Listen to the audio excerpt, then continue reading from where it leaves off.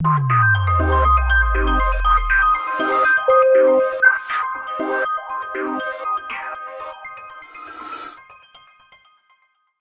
बच्चों, current electricity के lecture number 7 में आपका स्वागत है। और इस लेक्चर में हम लोग पढ़ने वाले हैं व्हीटस्टोन ब्रिज और कुछ नन्हे मुन्ने प्यारे प्यारे और कुछ बड़े बड़े से न्यूमेरिकल्स।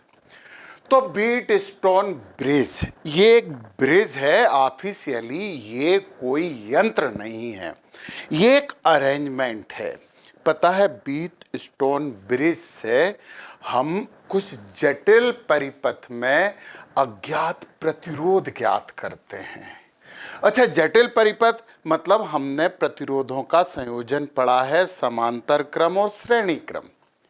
जब हमें समझ में नहीं आता कि इसमें ये प्रतिरोध समांतर क्रम में जुड़ा है या श्रेणी क्रम में, तो फिर हम व्हीटस्टोन की शरण में चले जाते हैं और इससे हम पता कर पाते हैं कि वो अज्ञात प्रतिरोध कितना है। बच्चों, व्हीटस्टोन ब्रिज में हमें कम से कम 5 प्रतिरोधों का एक संयोजन की जरूरत पड़ती है। कम से कम 5 बोला है, ज़्यादा से ज़्यादा कितने भी हो सकते हैं, परंतु 5 तो चाहिए। तो व्हीटस्टोन ने क्या किया कि इन प्रतिरोधों को आपस में, चार को आपस में एक चतुर्भुज की भुजाओं जैसा जोड़ा। जैसे हम ये मान लेते हैं कि ये है एक प्रतिरोध, इसे अपन P नाम दे देते हैं बच्चों, P। ऑफिशियली R1 देना चाहिए, परंतु अपन PQRS देंगे यहाँ पे ताकि कुछ स्पेसिफाई हो पाए। और एक प्रतिरोध उन्होंने यहाँ जोड़ा, इसे उन्होंने बोल दिया RPQ। और एक प्रतिरोध ये है जिसे अपन ने R नाम दिया है, और एक प्रतिरोध ये है जिसे S कहा जाता है। ऐसे 4 प्रतिरोधों से उन्होंने एक चतुर्भुज तरह की चीज बना ली। यार, ये चतुर्भुज डायग्राम में बनाया है अपन, वहां पे जब लैब में करेंगे तो एक प्रतिरोध ऐसा जुड़ा है, दूसरा ऐसा भी जुड़ा सकता, तीसरा ऐसा भी हो सकता, चौथा ऐसा भी हो सकता है ना, ऐसा भी रख सकते हैं। जरूरी नहीं है कि लैब में जब बना रहे हैं तो हम ऐसे ही बनाए, परंतु यार व्यवस्था ही होती है ना, समझा करो ये बात। तो हमने एक चतुर्भुज का रूप दे दिया। और पांचवा प्रतिरोध हमने यहां लगा दिया, और इसको तो अपन बोल देते हैं R, स्मॉल R अपन ने नाम दे दिया। ये 4 प्रतिरोध व्हीटस्टोन ने कुछ इस तरह से संयोजित किए। अब क्या हुआ कि हमें यहाँ पे करंट फ्लो करना है। करंट फ्लो करने के लिए हमने एक दे दिया सेल, और इस सेल का EMF E ही था। यहाँ पे एक कुंजी भी लगा दी, और कुंजी के अंदर एक डॉट लगा देने का मतलब है सर्किट हमारा चालू हो गया है, यानी कि क्लोज परिपथ हो गया, बंद परिपथ हो गया। तो धारा बहती है, और हम मान लेते हैं कि I धारा बह रही है। और आपको पता है इसमें कैसे कैसे बहेगी वो हम निकालेंगे। अरे यार, ये जो व्हीटस्टोन ब्रिज है ना, ये किरचॉफ के दोनों नियमों का भरपूर सदुपयोग करता है। KCL और KVL दोनों नियम, लूप रूल भी और धारा रूल भी, दोनों का उपयोग करेगा। तो करेंगे ना, हम अभी करने वाले हैं। अभी तो हम इसे नाम ऐसा दे देते हैं, ये है A, ये है B, ये है C और ये है D। एक बात यही समझ लो कि ये जो बैठी जोड़ी है ना, वो A और C इसके बीच में जोड़ी है। तो ये विकर्ण है इस चतुर्भुज का। आपको पता है यार कि ये चतुर्भुज बना है, यहाँ से ये विकर्ण होता है, इसे हम क्या बोलते हैं, विकर्ण बोलते हैं। अच्छा, इसे यहाँ बना के यहाँ से ऐसे कनेक्शन करके यहाँ कर दिया तो ये भी तो विकर्ण है। उठा के बीच में रखेंगे तो थोड़ा सा और कॉम्प्लेक्स तो है ही, और कॉम्प्लेक्स हो जाएगा तो समस्याएं क्यों बढ़ाएं, है ना। समस्या नहीं बढ़ाते हैं अपन ने इसे बाहर बना दी, परंतु है ये विकर्ण। A और C के बीच में इस चतुर्भुज का डायोगनल है, विकर्ण है, ओके। और एक विकर्ण है ये B और D के बीच का। ये तो दिख ही रहा है अपन ने विकर्ण, दो विकर्ण हो गए हैं इसमें और चतुर्भुज हो गया है। हमने कम से कम 5 प्रतिरोध इसमें उपयोग में ले आए हैं। तो बीट स्टोन भैया ने कुछ ऐसा अरेंजमेंट किया, धारा यहां से आई गई है तो यहां पे भी आई ही वापस आएगी। ये बात आपको बहुत बार बता दी है ना, आपको पता भी है ना ये बात कि किसी सेल से जितनी धारा प्लस से दूर की तरफ जाती है उतनी धारा माइनस में अंदर आती है, क्योंकि सेल दान मान करने पे विश्वास नहीं रखता है। यदि वो एक इलेक्ट्रॉन देगा तो एक इलेक्ट्रॉन लेके मानेगा, नहीं तो नहीं देगा। तो समझ गया, हिसाब किताब बराबर रखता है। तो इससे आई धारा जाएगी तो आई वापस आएगी तो ही ये सेल धारा बह देगा, नहीं तो ये धारा देगा ही नहीं। सिंपल सी बात थी। अब हम यहाँ पे समझे कि अब देखो ना आप, ये चित्र है ना, इस चित्र को देखो जरा, देखो। अब हमें ये समझ में नहीं आ रहा है कि कौन श्रेणी क्रम में कौन समांतर क्रम में। ये ब्रिज बन गया। ब्रिज क्यों कहते हैं? पुल, सेतु, क्योंकि ये इन दोनों के बीच से ये जुड़ गई तो ये ब्रिज बना गई। विकर्ण ब्रिज का काम करता है, डायगोनल ब्रिज का कार्य करता है। ये सिंपल सा इसका अरेंजमेंट था और ये बन गया हमारा बीट स्टोन ब्रिज। इसके कारण ब्रिज कि हमने जो 5वां प्रतिरोध लगाया ना वो ब्रिज के रूप में लगा। तो चलो एक काम अपना खत्म हो गया, अपन ने समझ लिया कि बीट स्टोन ने उन कम से कम 5 प्रतिरोधों को आपस में कैसे जोड़ा। और अब यहाँ पे ये बीट स्टोन ब्रिज बन गया। अब हम यहाँ पे एक बहुत इंपॉर्टेंट बात कर रहे हैं, हर चीज समझेंगे, एक एक चीज समझेंगे बच्चों। अब हम यहाँ पे एक बात कर रहे हैं जो हमारे लिए बहुत मायने रखती है, और सही बात तो यह है कि वो ही चीज हमारे लिए उपयोगी है। अब यहाँ पे एक शब्द यूज किया जाएगा, संतुलन, संतुलित व्हीट स्टोन सेतु। संतुलित, बैलेंस्ड बीट स्टोन ब्रिज। तो ये कुछ करंट इधर जाएगी, मान लो यार इधर जा रही है I1 और इस तरफ जा रही है I2। लग गया ना किरचॉफ का पहला नियम। ये I से टूट जाएगी, कुछ इधर जाएगी, कुछ इधर जाएगी। अपन इसे भी लिख सकते हैं, इधर I बन गई तो इधर हो जाएगा I माइनस I1, पर अलग अलग नाम दे दो, कौन टेंशन मेंशन ले। अपन ने तो I1 I2 दे दिया है, टेंशन ही नहीं है। ये इधर तक जा रही है I1 और फिर यहाँ पे फिर संधि मिल गई, कुछ इधर जाएगी कुछ इधर जाएगी, ऐसा होगा। ऐसे इधर I2 आ गई है, ये फिर संधि आ गई, कुछ इधर, है ना, ऐसा हो गई ना किरचॉफ के पहले नियम से। परंतु बच्चों जब हम कहते हैं कि ये ब्रिज इन बैलेंसिंग स्टेट, मतलब सेतु संतुलन की अवस्था में है, मतलब B से D, ये जो ब्रिज है ना, ये जो हमारा संबंध है B से D का, इसमें धारा प्रवाहित नहीं होती। सेतु, संतुलित बीट स्टोन सेतु में B से D के मध्य कोई धारा प्रवाहित नहीं होती, कोई धारा प्रवाहित नहीं होती।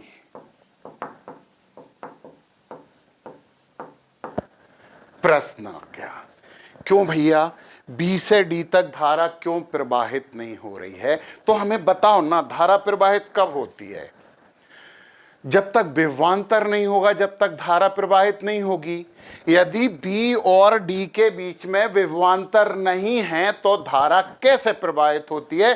धारा तो केवल इसलिए प्रवाहित होती है कि वो विभवांतर को खत्म कर दिए। इसका मतलब ये है कि सेतु जब संतुलित होता है, मतलब B का विभव और D का विभव बराबर होता है। मतलब संतुलित बीट स्टोन ब्रिज का मतलब क्या है? VB बराबर VD।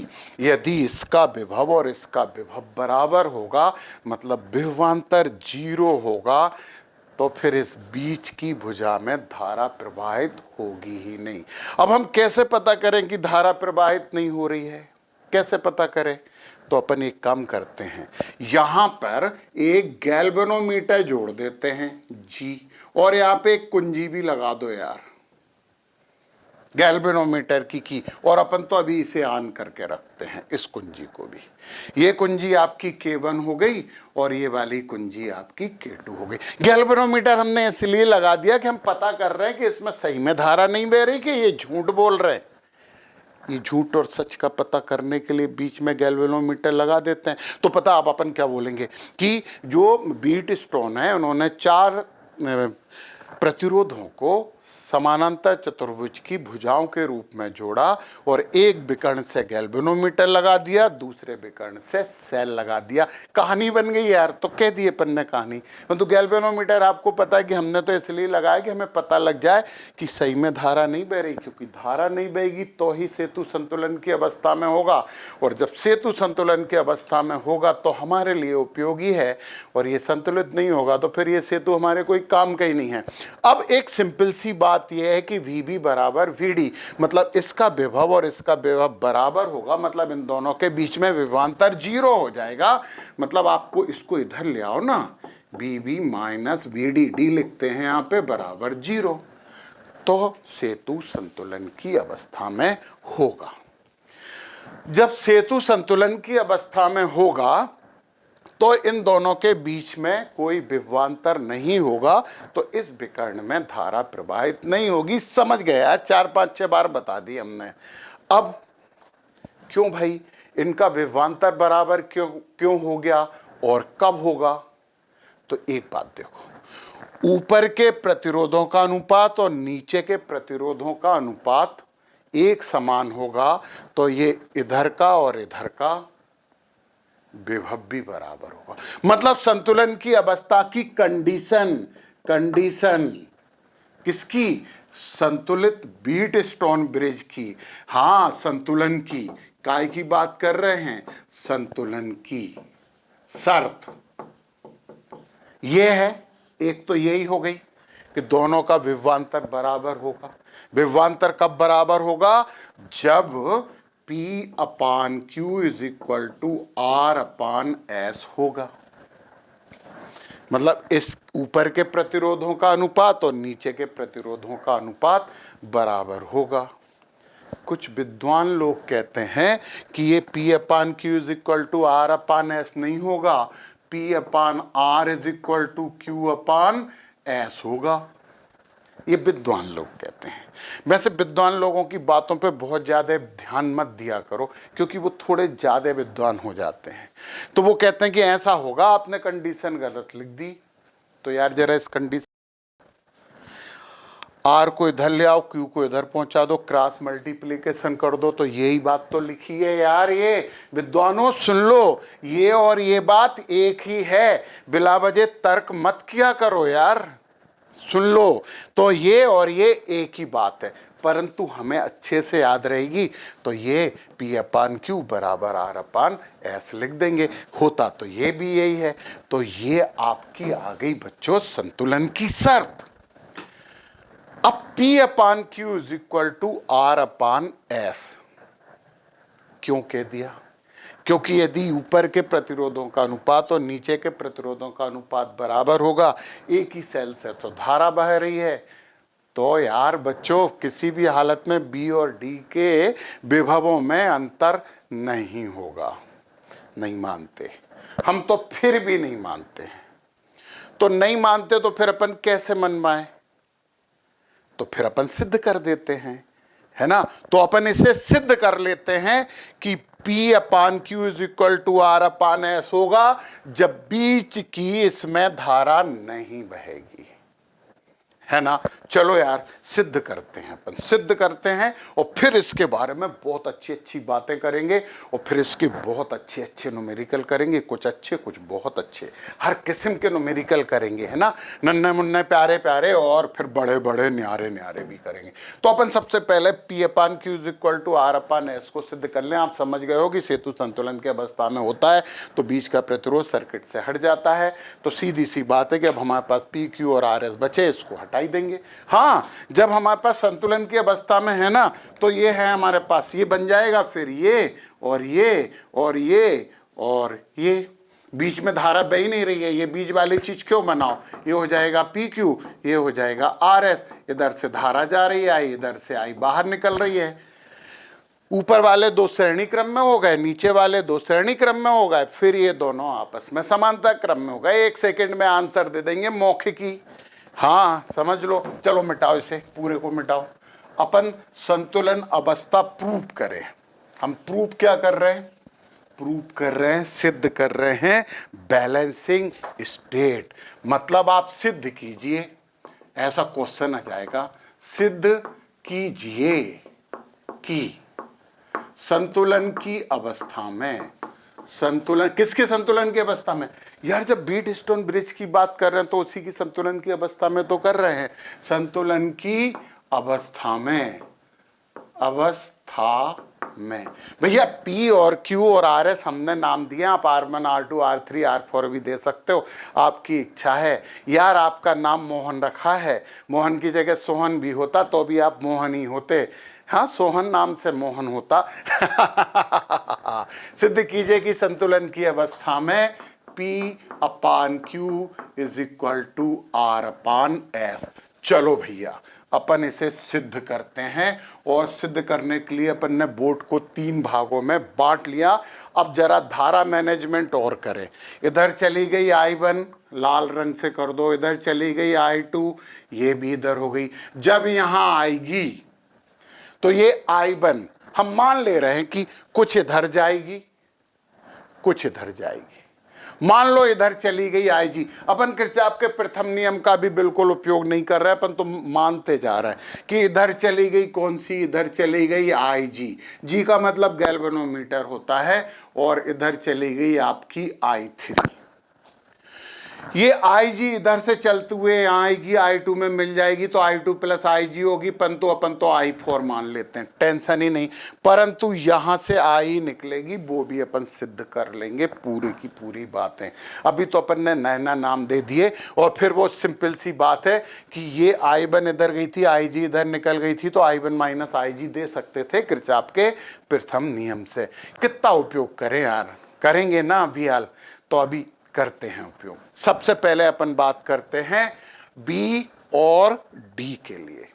पॉइंट B, ये अपना B बिंदु पर, B बिंदु पर हम यूज कर रहे हैं KCL। KCL मतलब किरचॉफ का प्रथम नियम कहां कर रहे हैं, B बिंदु पर।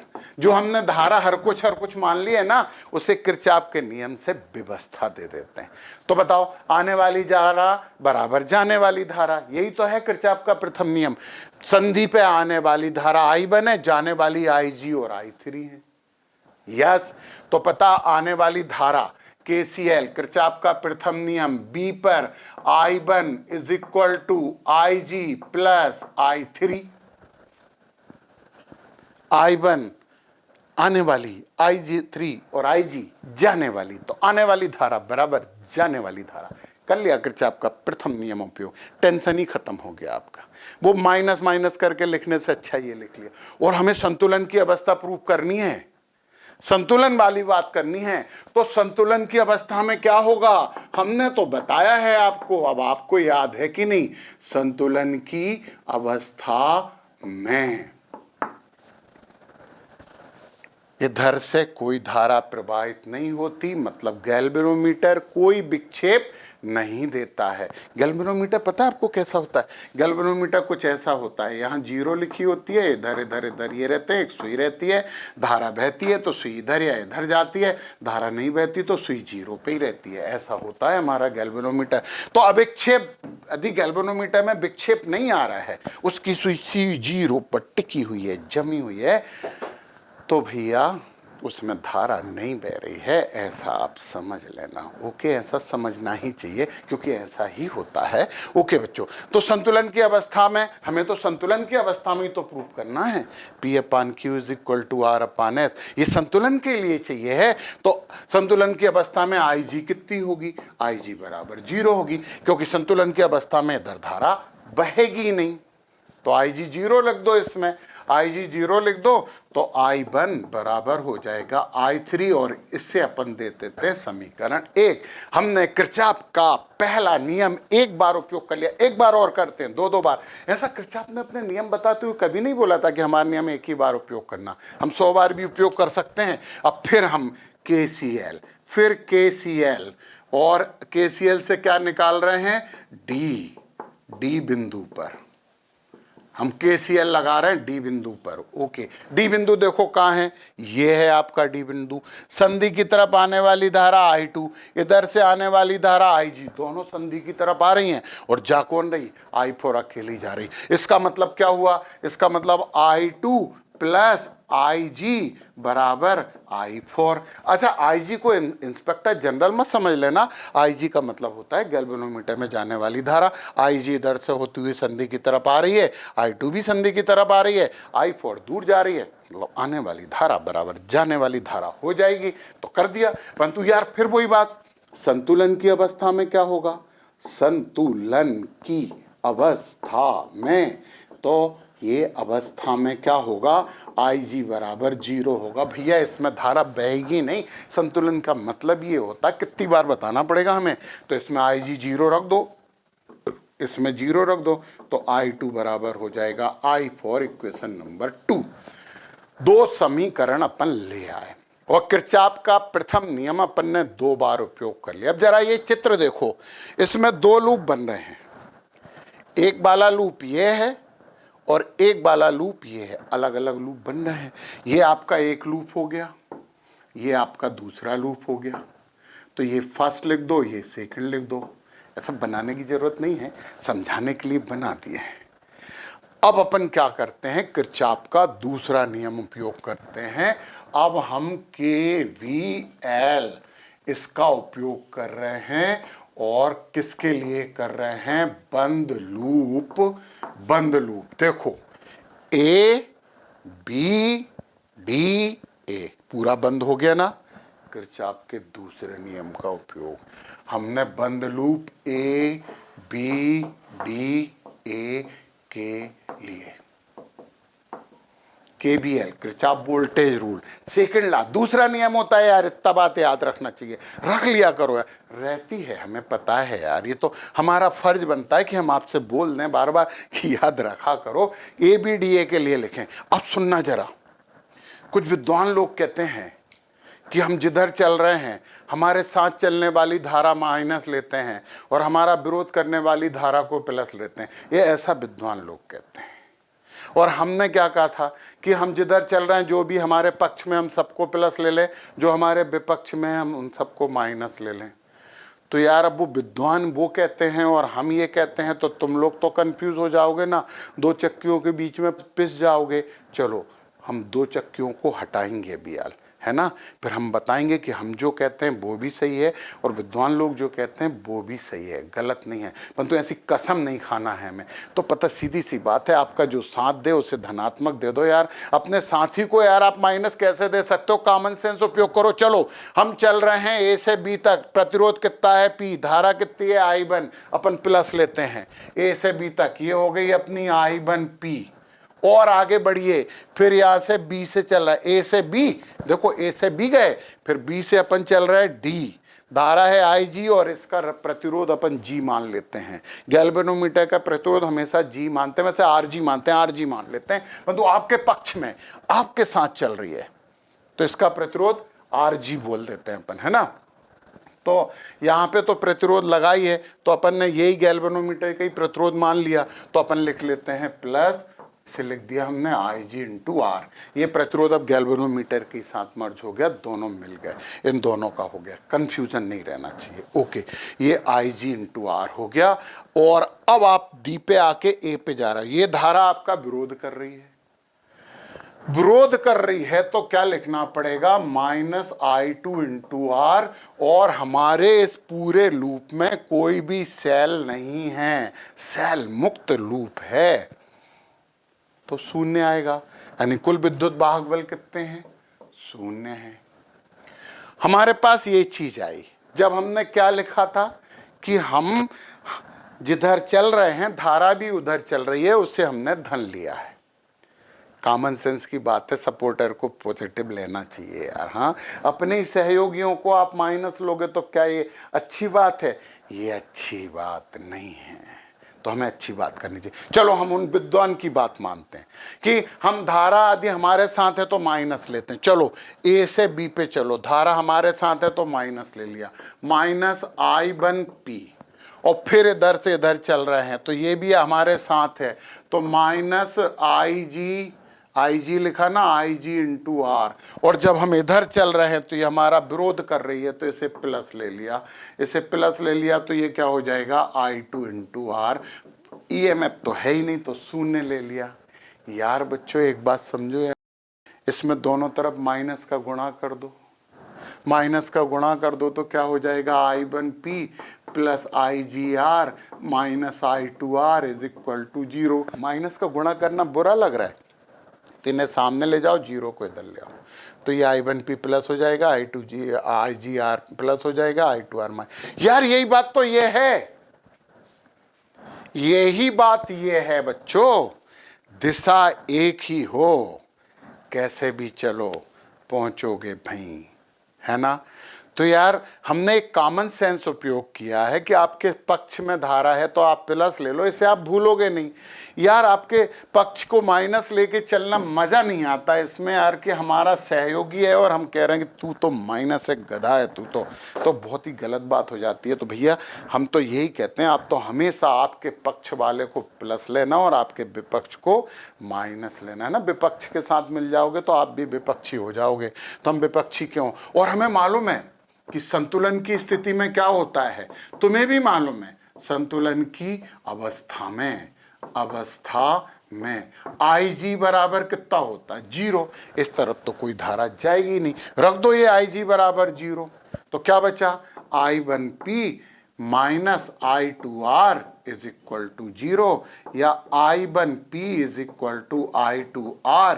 इक्वेशन नंबर आप दे दो इसे 3। किरचॉफ के दूसरे नियम का भी रचनात्मक उपयोग कर लिया है हमने, परंतु अभी एक और लूप बचा है, फिर से उपयोग करो। KVL दूसरा नियम, ये किसके लिए कर रहे हैं, बंद लूप कौन कौन सी है, BCDB, ओके BCDB के लिए करो किरचॉफ के नियम का उपयोग करो। B से आप C पे आए, I3 इंटू क्यू आपके पक्ष में, आपके साथ है, प्लस दे दो, ये हो जाएगा I3 इंटू क्यू। अब आप इधर C पे आओगे, C पे आप इधर चल रहा है, I4 आपके विरोध में है, आप C से D चल रहा है, I4 ऊपर जा रही है तो आप माइनस दे दो, तो माइनस हो जाएगा I4 इंटू एस। और फिर आप D से ऊपर जा रहे हो, IG नीचे आ रही है तो माइनस हो जाएगा IG इंटू आर बराबर 0 यार, क्योंकि इसमें भी तो कोई सेल नहीं है, और जब इसमें भी कोई सेल नहीं है तो अपन इसे भी EMF को शून्य लिख सकते। परंतु यार हमेशा की तरह आपके शहर में हर बार की तरह इस बार भी संतुलन की अवस्था में IG बराबर 0, तो ये 0 हो गई, तो 0 हो गई तो I3Q minus I4S is equal to 0। इसको माइनस को सामने ले आओ तो आपको क्या मिल जाएगा, I3Q is equal to I4S। Equation number 4 हो गया। 4 इक्वेशन ले आए, 2 बार किरचॉफ के प्रथम नियम का उपयोग कर लिया है और 2 बार किरचॉफ के दूसरे नियम का उपयोग कर लिया है। तो फिर देखिए आप जरा, अब हम क्या करें, अब हम ये करते हैं कि समीकरण 3 को समीकरण 4 से भाग दे दो। I1P upon I3Q, I1P upon I3Q is equal to, फिर I2R अपान I4S। इक्वेशन नंबर 5 मान लो। अब जरा देखो, बोर्ड देखो, ध्यान से देखिए कि समीकरण 1 क्या कह रहा है कि I1 और I3 बराबर हैं। देखो ना, समीकरण 1 की तरफ अपनी निगाहें पहुंचाइए। ये है आपका वो समीकरण 1। समीकरण क्या दूसरा क्या कह रहा है कि I2 और I4 बराबर हैं, तो I1 और I3 बराबर हैं, तो I1 से I3 कट जाएगा। I2 और I4 बराबर है, तो I2 से I4 कट जाएगा। है ना, हम छोटे छोटे नन्हे मुन्ने बच्चे थे तभी हमने पढ़ा था कि भाग में बराबर की संख्या आपस में कट पिट जाती हैं। काट दो। क्या क्या यूज कर रहे हैं, फर्स्ट, सेकेंड एंड 5। I1 बराबर I3 काट दिया, क्या बचा, P/Q। फिर I2 बराबर I4, I2 से I4 काट दिया, बराबर क्या बचा, R/S। अरे अरे अरे अरे अरे अरे, ये तो हमारी संतुलन की अवस्था आ गई है। और इस तरह से हमने ये संतुलन की अवस्था को गणितीय रूप से सिद्ध कर दिया, और सिद्ध करते समय हमने बहुत से कॉन्सेप्ट समझ लिए, और वो विद्वानों वाली बातें भी हमने क्लियर कर ली कि धारा की दिशा में जाओ तो माइनस लेना, विपरीत जाओ तो प्लस लेना। हमने कहा कुछ नहीं यार, आप धारा की दिशा में प्लस ले लो, विपरीत में माइनस ले लो, तो भी वही आएगा, और ऐसे करोगे, उनकी बात मान के करोगे तो भी वही आएगा, अंतर नहीं है। वो है ना, वो ब्रह्मा विष्णु महेशा तीनों ही एक रूपा, स्वामी अंतर मत करना। तो मत करना अंतर, कि आपकी दिशा को प्लस ले लेना और विपरीत दिशा को माइनस ले लेना, या फिर दिशा को माइनस ले लिया, विपरीत को प्लस ले लिया। अंतर मत करना इन दोनों में, रिजल्ट एक से ही आएगा। यस, सेम रिजल्ट होगा। तो P/Q is equal to R/S। ये संतुलन की अवस्था आ गई। तो यार संतुलन की अवस्था सिद्ध कर ली है, तो क्या हमारा व्हीटस्टोन ब्रिज का काम खत्म हो गया? नहीं भैया, बहुत से न्यूमेरिकल भी करने हैं, परंतु बहुत सी काम की बातें भी बतानी है। तो ये आप स्क्रीनशॉट ले सकते हो, आप इसे टीपा टापी कर सकते हो, मतलब पॉज करके ले लो। स्क्रीनशॉट नहीं ले पाते हो तो इसे रोक के लिख लो। यस, अब हम इसे मिटा देते हैं, मिटाओ। फिर हम व्हीटस्टोन ब्रिज के बारे में दो बहुत ही अच्छी बात समझें, बहुत ही अच्छी बात। देखो, संतुलन की अवस्था को अपन ऐसे करके ऐसे मिटा देते हैं। अब देखिए आप, वो अच्छी बात क्या है, वो जो बात आपको समझनी है, वो अच्छी बात क्या है देखना।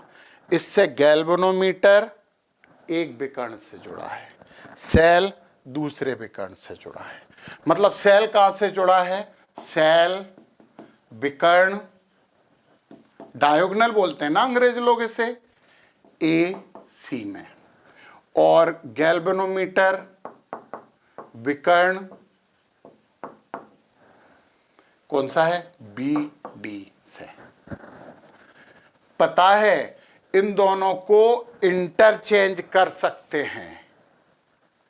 मतलब यदि सेल को विकर्ण BD से, सेल को विकर्ण BD से यहां जोड़ दिया, ऐसा बना दे रहे हैं, ऐसा करके ऐसा बनाया, ऐसे करके ऐसे बनाया, ऐसे करके ऐसे बनाया, ऐसे करके यहाँ पे हमने सेल जोड़ दिया, कुंजी लगा दो, और फिर यहाँ से हमने गैल्वेनोमीटर जोड़ दिया, रेजिस्टेंस भी लगा दो, कुंजी भी लगा दो। ये गैल्वेनोमीटर है, ये सेल है। तो ऐसा कर देना, उन्हें आपस में परिवर्तित कर दें। यदि सेल को विकर्ण BD तथा G को विकर्ण AC से जोड़ा जाए तो कोई अंतर नहीं पड़ता है।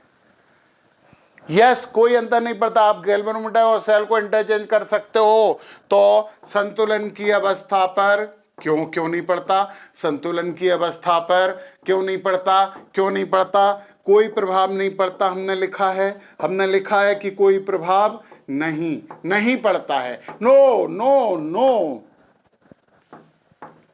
आंसर भी तो पहले ही लिख दिया, क्योंकि दोनों ही विकर्ण हैं यार, दोनों ही विकर्ण हैं। हमने बोला था P/Q is equal to R/S, P/R is equal to Q/S, ऐसे भी तो लिख सकते हैं ना हम। दोनों कर्ण हैं, विकर्ण हैं, डायोगनल हैं। इसलिए यदि हम गैल्वेनोमीटर और सेल दोनों को आपस में परिवर्तित कर देते हैं तो हमारी संतुलन की अवस्था पर कोई प्रभाव नहीं पड़ता है। यस, नहीं पड़ता। दमदारी से बोलो, नहीं पड़ता। अब सुनो एक और बात, एक और बात, एक और बात।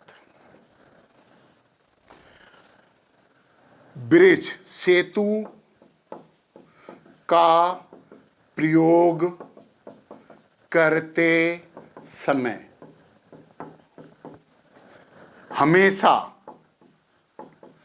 पहले शैल कुंजी, इसके बाद शैल कुंजी, फिर इसके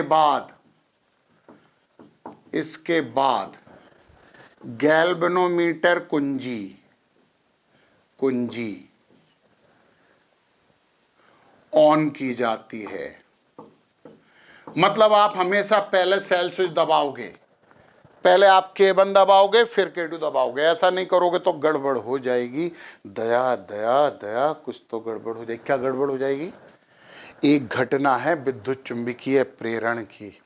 यदि आपने पहले गैल्वेनोमीटर वाला कुंजी दबाई फिर सेल की कुंजी दबाई, तो जब पहली बार धारा बहेगी तो विद्युत चुंबकीय प्रेरण के द्वारा इसमें अतिरिक्त धारा उत्पन्न हो जाएगी और गैल्वेनोमीटर में से भी धारा बह जाएगी, क्योंकि ब्रिज संतुलित नहीं रहेगा।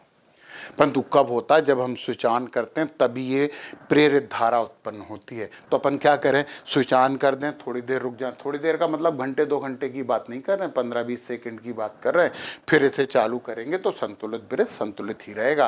नहीं तो कंफ्यूजन हो जाता है यार। विद्युत चुम्बकीय प्रेरण की घटना घटित हो जाती है इसमें। अब विद्युत चुम्बकीय प्रेरण की घटना क्या होती है तो वो तो अपन लोग आगे पढ़ने वाले हैं।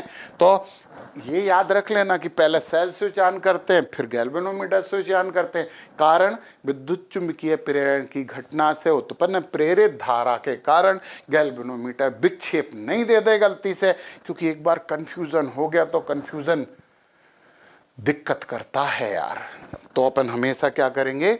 हमेशा पहले सेल स्विच ऑन करेंगे, तदुपरांत इसके बाद फिर गैल्वेनोमीटर स्विच ऑन किया जाएगा। इसके बाद फिर देखा जाएगा कि ब्रिज संतुलन की अवस्था में है कि नहीं। तो पता है Wheatstone bridge normal bridge होता है, परंतु संतुलित बीट स्टोन ब्रिज हमारे लिए उपयोगी है। असंतुलित बीट स्टोन ब्रिज को हम नहीं पहचानते हैं। और इस प्रकार से ये बीट स्टोन ब्रिज का पूरा कॉन्सेप्ट आपको क्लियर होता गया। चलिए भैया ये बात समझ लीजिए। तो अब हमें क्या करना है? वही अपने न्यूमेरिकल करने हैं। तो चलिए हम न्यूमेरिकल स्टार्ट करते हैं। तो चलिए बच्चों 2 न्यूमेरिकल करते हैं। एक ये है और एक ये है। इससे आप मत देखो, अभी आप इसी को देखो।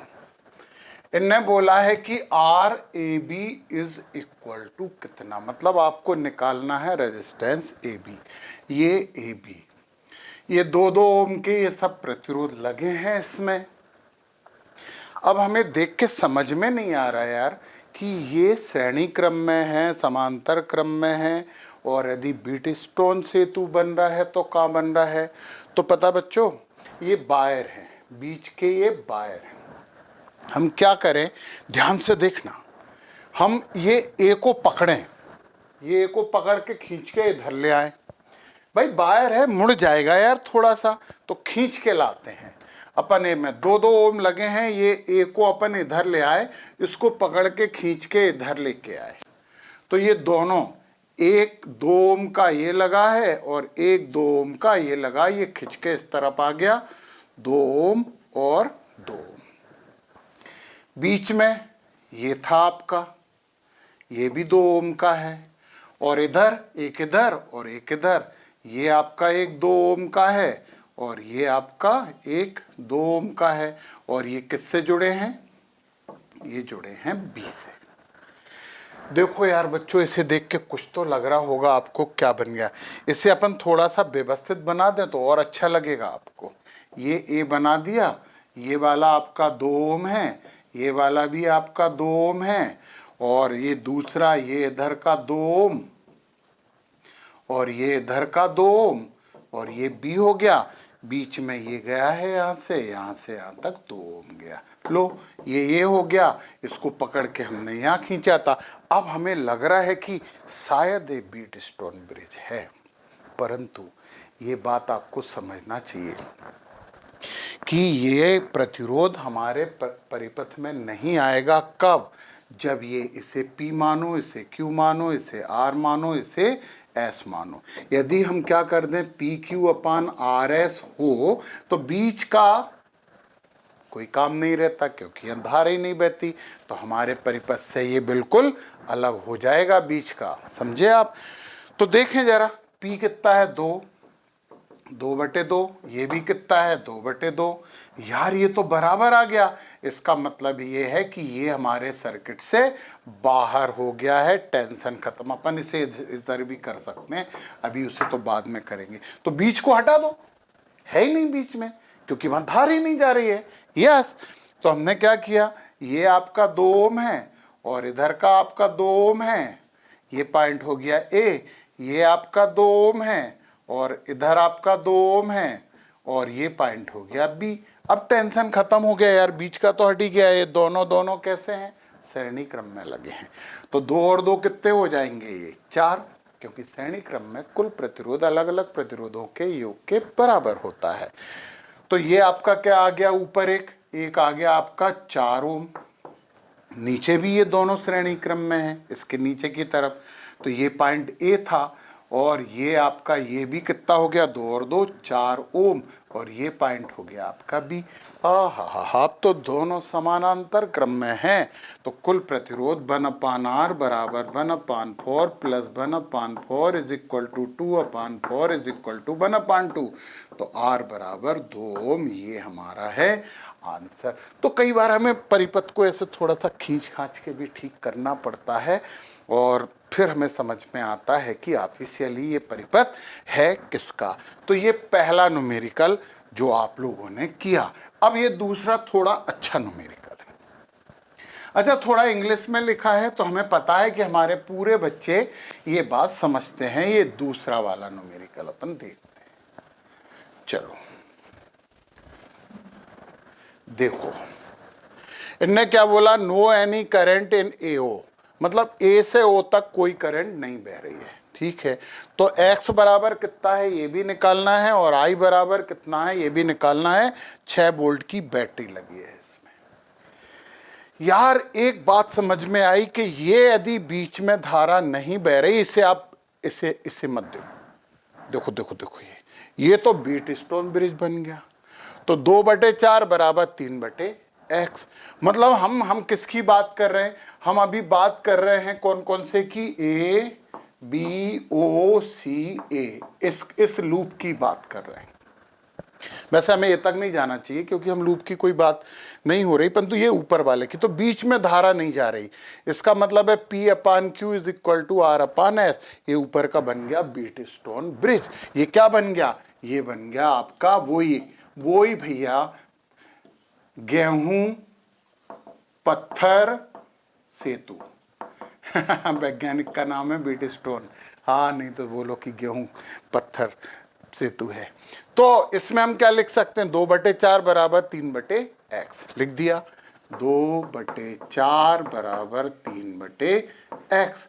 तो x को सामने पहुंचा दो तो 3 गुणा 4/2, 2 दूनी 4, x बराबर आ गया 6 ओम। चलो भैया, x बराबर तो 6 ओम आ गया है। अब दूसरा काम बचा। चलिए, x बराबर हमारा 6 ओम आ गया है। अब एक काम करो, इसे अपन नहीं ले रहे, केवल ऊपर वाला बना ले रहे हैं। ओके, ऊपर वाला बना रहे हैं। तो ये आपका पेन काला कलर का होना चाहिए।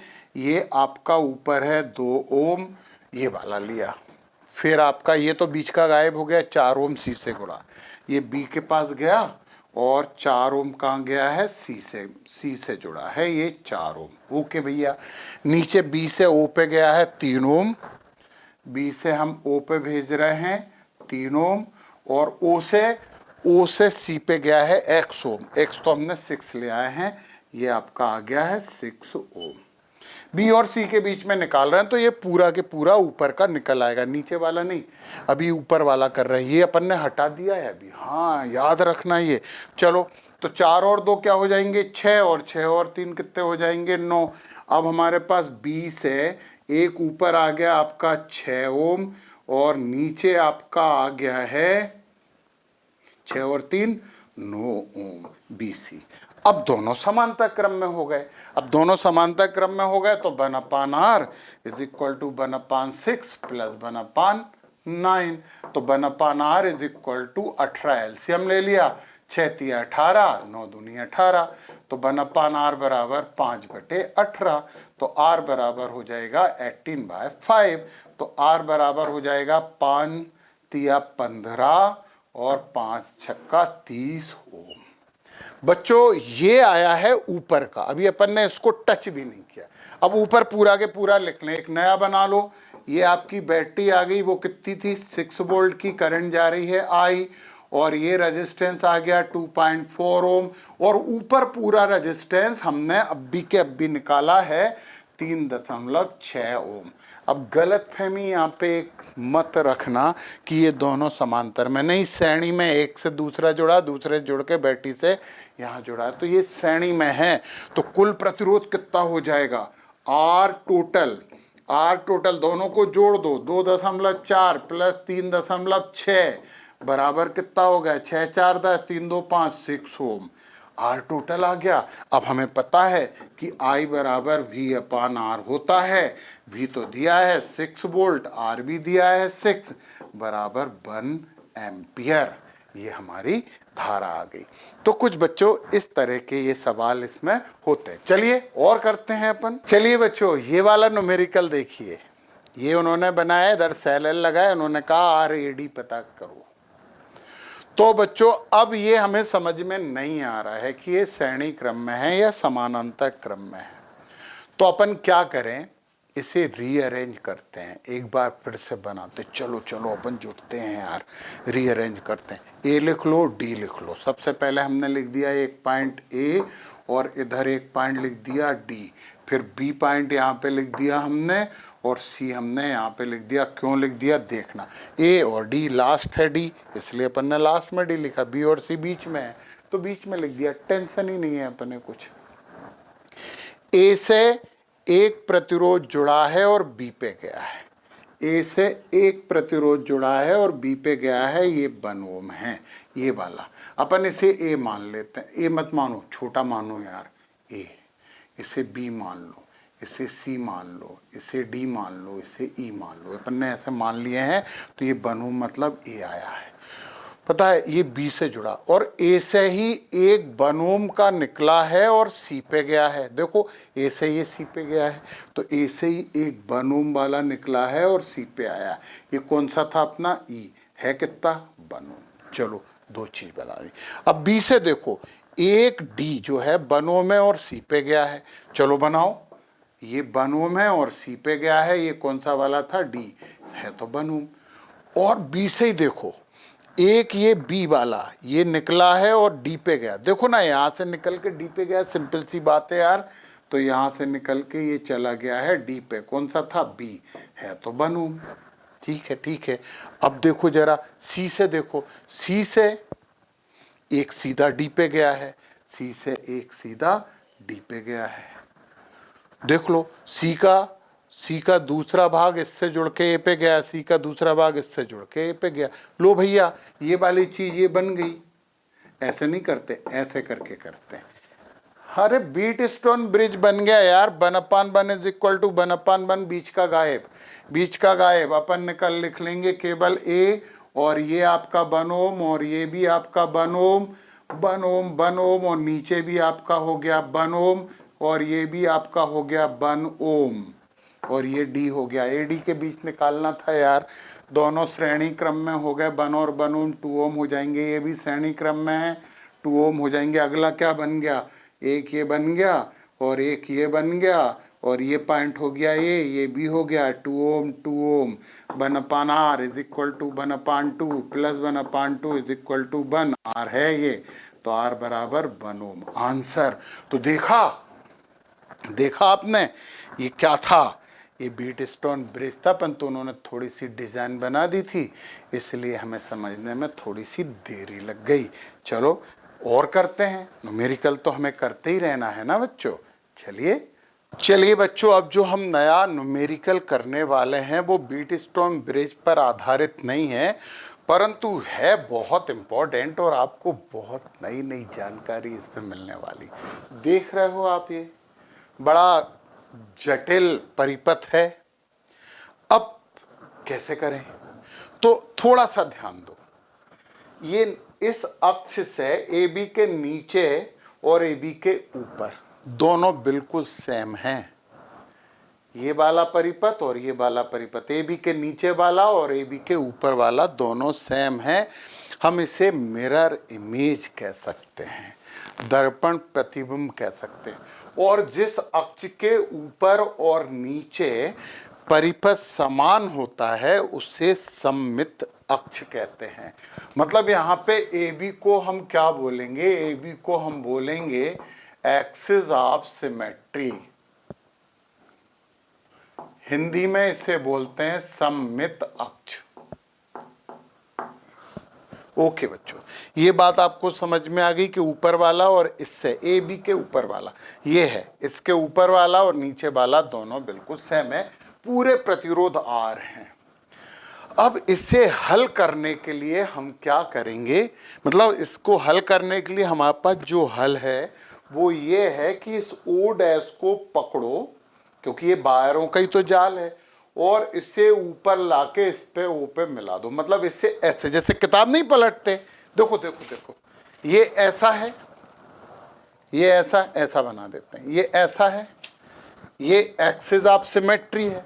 लो, एक्सिस ऑफ सिमेट्री भी हम बना देते हैं। ये आपका एक्सिस ऑफ सिमेट्री है, ए और बी। देखो देखो, ध्यान दो जरा। अब हम क्या करें, इस ओ को ऐसे पकड़ें और ओ डैश को पकड़ के ओ पे मिला दें। देखिए, तो अपन यही कर रहे हैं। अपन क्या कर रहे हैं, ओ डैश को पकड़ के ओ पे मिला रहे हैं। देखो, ये आर इस आर से मिल जाएगा, ये वाला आर इस आर से मिल जाएगा, ये आर इस आर से मिल जाएगा। जब हम इसको पकड़ के ऐसे करेंगे, ऐसे करके ऐसे कर देंगे,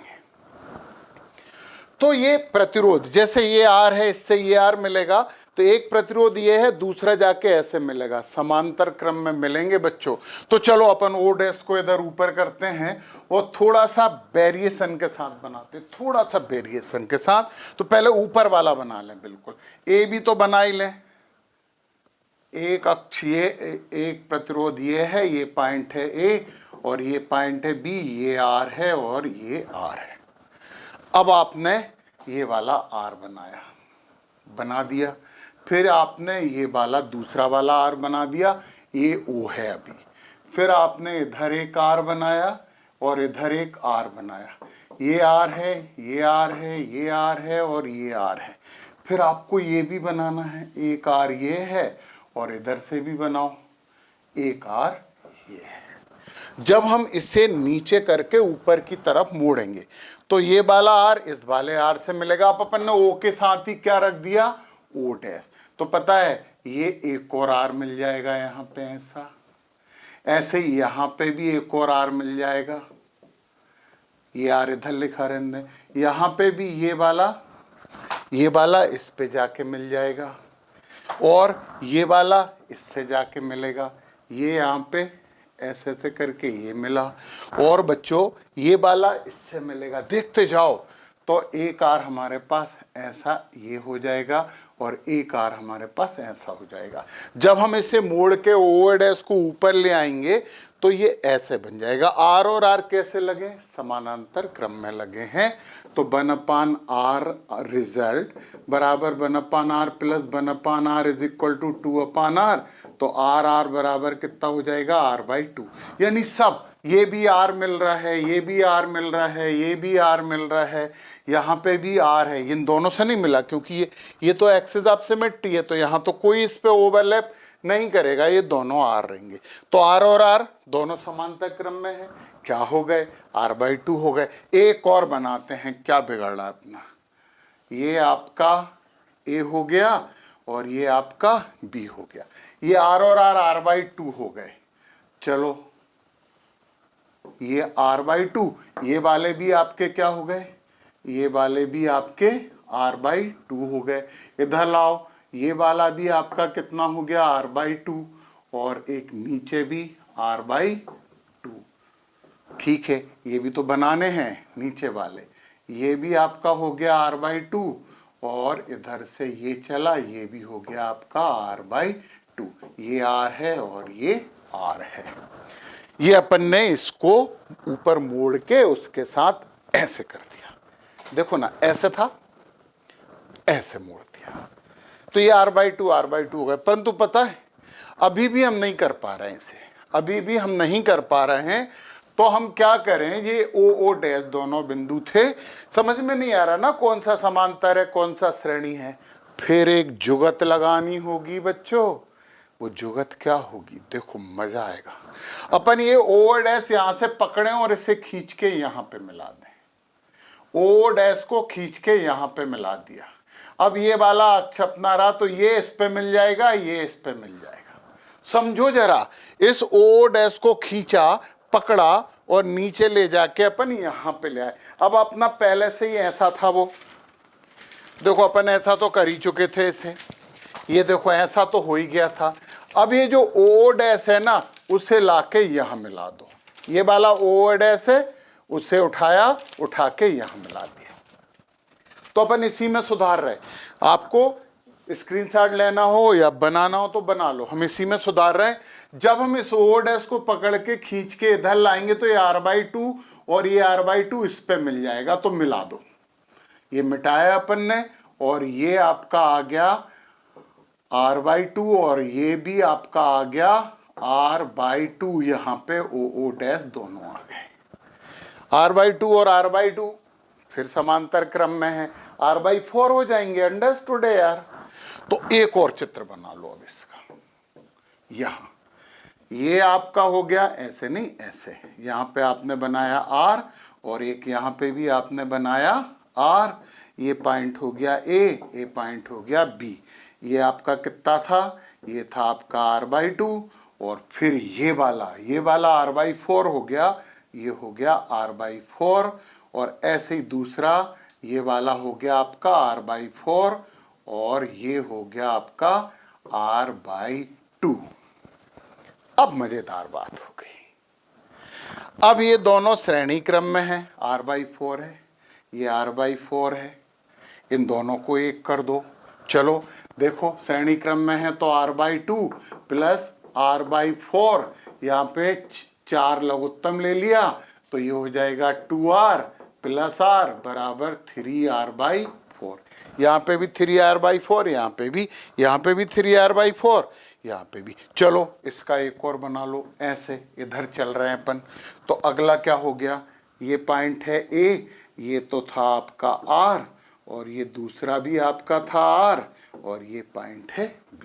r/4 और r/2 को आपने किया तो यहाँ पे ये आ गया, और इन दोनों को किया था तो 3r/4।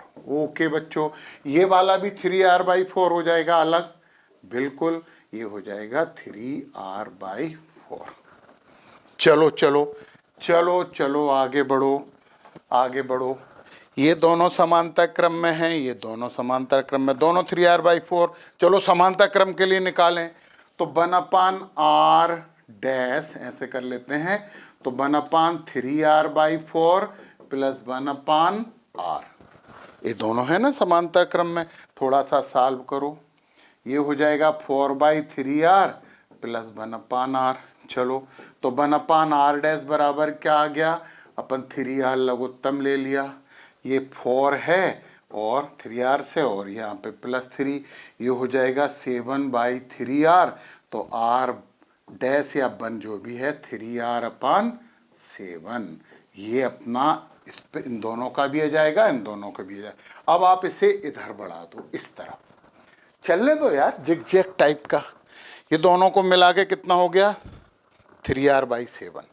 चलो ये आपका आ गया 3r/7, और इन दोनों का भी मिलाया, ये भी आपका क्या आ गया 3r/7। ये पॉइंट है ए और ये पॉइंट है बी। दोनों श्रेणी क्रम में हो गए हैं, अब तो टेंशन ही नहीं है। तो कुल प्रतिरोध R टोटल बराबर 3R/7 प्लस 3R/7, 7 लघुत्तम हो गया, 3R प्लस 3R हो जाएंगे और ये हो जाएगा 6R/7 ओम। ये आंसर आ गया। देखो मजा आया कि नहीं, एक बार देख लो यार। बस अपन जिग-जैग चले हैं, हम यहाँ से यहाँ गए, यहाँ से यहाँ गए, यहाँ से नीचे आए, यहाँ से यहाँ गए और यहाँ के बाद फिर इधर आ गए और अपन ने ये सब साल कर लिया। कुछ ऐसे न्यूमेरिकल होते हैं। अपन पता एक और करना चाह रहे हैं यार, एक और करना चाहिए अपन, बहुत जरूरी है। अनंत प्रतिरोधों का संयोजन है, तो कैसे करेंगे और कैसा वो संयोजन होता है, चलिए करते हैं वो। बच्चों ये है अनंत प्रतिरोधों का संयोजन। इसमें ये बन ओम के ऐसे इधर इस तरफ अनंत प्रतिरोध लगे हुए हैं और हमें निकालना है RAB इज इक्वल टू कितना। तो अनंत लगे हैं यार। अपन देखो जरा, ये कुछ ये सीक्वेंस है, तो अपन इधर तक के यहां से इस तरफ के पूरे प्रतिरोधों को X मान लेते हैं। इस तरफ से इधर अनंत तक जहां तक है उन सबको अपन मान लेते हैं X, और ये तीनों आपके बचे हैं तो इनका पूरे का हमने माना X है। तो अपन ऐसा बना लेते हैं, ये हो गया आपका यहां से लेके चलो इधर से लेके अनंत तक का हो गया X, और फिर ये अपन बना लेते हैं, ये है आपका 1 ओम, ये है आपका 1 ओम और ये है आपका वो 1 ओम। ये पॉइंट हो गया A, ये पॉइंट हो गया B और ये ऐसे कर दिया। X होगा ना, माना प्रतिरोध है। X बराबर क्या है, X बराबर है प्रतिरोध। चलो अब देखो आप जरा, A 1 ओम 1 ओम है, ये दोनों कैसे हैं, समांतर क्रम में है। तो अपन क्या करेंगे, समांतर क्रम में क्या होगा, इन दोनों को निकालो जरा। अब इन दोनों को सॉल्व करें हम सबसे पहले, तो पता है 1/r इज इक्वल टू हो जाएगा 1/x, x कैपिटल बना लो, प्लस 1/1 का मतलब 1, तो 1/r इज इक्वल टू हो जाएगा x लघुत्तम ले लिया 1 प्लस x। तो r बराबर क्या हो जाएगा, r बराबर हो जाएगा 1 प्लस x। ये इन दोनों का हो गया। चलो इसे अपन इधर बनाते हैं ऐसे, फिर इससे अपन ने इधर गए थे है ना। अब आपका क्या बन गया, ये 1 ओम, ये 1 ओम और ये है आपका A और ये है आपका B और ये है x/1 प्लस x। तीनों श्रेणी क्रम में है, x का मान निकाल लेंगे तो पता है। तो कुल रेजिस्टेंस, अब फैक्ट है यार इतने सारे जुड़े हैं तो कुल रेजिस्टेंस को अपन x ही मान सकते हैं, तो x मान सकते हैं। हाँ ये इतना x है, ये 3 भी इसमें ऐड मान सकते हैं, लगभग x होगा, अप्रोक्स x होगा। कुल प्रतिरोध x बराबर क्या हो जाएगा, ये हो जाएगा x/1 plus x plus 1 plus 1। चलो सॉल्व करो, x बराबर हो जाएगा, अपन ने क्या किया यहाँ पे 1 प्लस एक्स को अपन ने एलसीएम ले लिया, plus 1 plus x plus 1 plus x. समझ रहे हैं ना, 1 प्लस एक्स लघुत्तम ले लिया, 1/1 है, ये हो गया। तो x बराबर कितना हो जाएगा, x बराबर हो जाएगा आपका 3x हो गए, 3x और 1 2 प्लस 2 हो गए, 3x प्लस 2 और अपन क्या है 1 प्लस x। क्रॉस मल्टीप्लीकेशन कर दो, ये हो जाएगा x प्लस एक्स स्क्वायर, इसका इसमें इंटू किया, देख रहे हैं ना आप इसमें, हाँ मैं दिख रहा हूँ ना, यस यस दिख रहा हूँ। और बराबर क्या हो जाएगा 3x प्लस 2, से इस तरफ ले आओ तो ये हो जाएगा x plus x square minus 3x minus 2 is equal to 0। तो यहाँ पे बचा आपका एक्स स्क्वायर माइनस 2x और माइनस 2 इज इक्वल टू 0। एक क्वाड्रेटिक इक्वेशन मिल गया, द्विघात समीकरण मिल गया। अब हम x का मान निकाल लें, लगभग कुल प्रतिरोध के बराबर होगा।